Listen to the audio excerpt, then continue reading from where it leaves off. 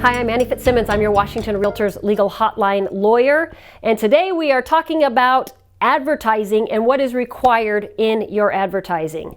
The Department of Licensing basically gives you two requirements. First one, self-explanatory. You've got to be honest. Don't exaggerate, don't misrepresent, don't set forth information that's not correct in your advertising. Okay, truth in advertising, that's number one. Number two, every single piece of advertising must include your firm's name as licensed. That means the entire name. Go look at your firm's license and see your firm's name. Your firm might have a DBA name that's been licensed through the department. Let's make up a name. Let's say that you are with a franchise called ABC Realty, and your office is ABC Realty Puget Sound South.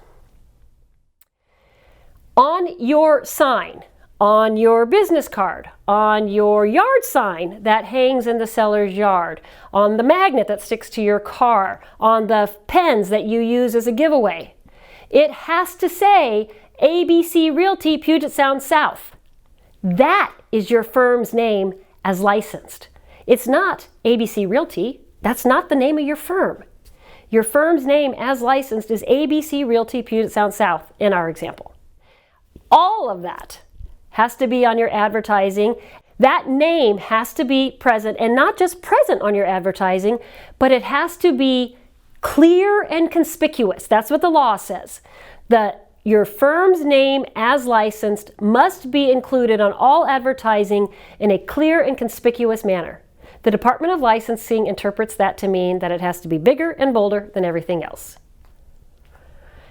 So if you're intending to accomplish this requirement by saying in big bold letters, the Annie Fitzsimmons team, and then in little teeny tiny letters down on the bottom, ABC Realty Puget Sound South, that's not going to work.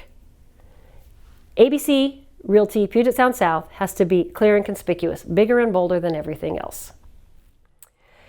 If you want to advertise in some name other than your firm's license name, you can either do that by advertising in conjunction with the firm's name as licensed, as long as the firm's name as licensed is clear and conspicuous in the advertising, or you can ask your firm to go get an assumed name license for you.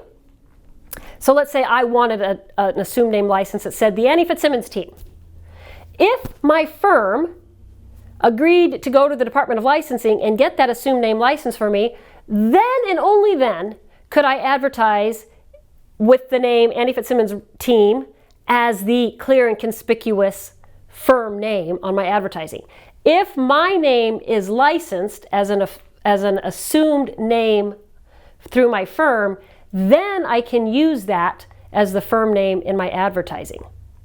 But if I haven't obtained that assumed name license, better said, if my firm has not obtained that assumed name license, then the only advertising that I can do is the advertising that includes my licensed firm name in a clear and conspicuous manner. I hope that makes sense. This is a shortfalling of almost everybody in the industry. There are very few firms that have their licensed name hanging on their building. Most firms have some abbreviated version of their name hanging on their building. The Department of Licensing is not out issuing sanctions, taking disciplinary action against firms or brokers on that issue right now. If they did, what they tell me is they would have no time to do anything else. That's how rampant this issue is. But they are taking action to bring folks into compliance. So please, self-comply. When you redo your business cards, when you reprint your yard signs,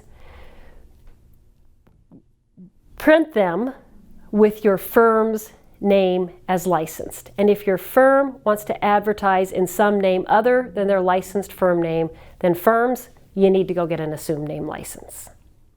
It's that simple. If you have questions on that topic or any other, please send an email to me, legalhotline@warealtor.org.